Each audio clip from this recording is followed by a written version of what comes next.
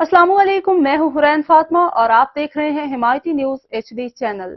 नजर डालते हैं आज की अहम खबरों पर।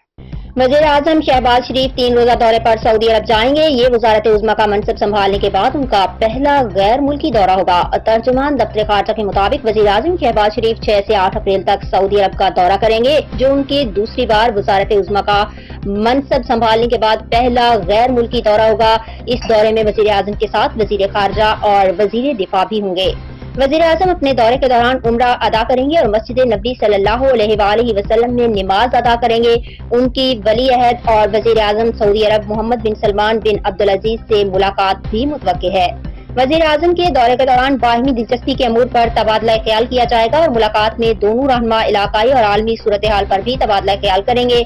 तर्जुमान दफ्तर खारजा की जानिब से जारी बयान में मजीद कहा गया है कि पाकिस्तान और सऊदी अरब के दरमियान देरीना बरादराना ताल्लुकात हैं और इस ताल्लुकात की जड़ें मजहबी और सकाफती वाबस्तगी पर हैं।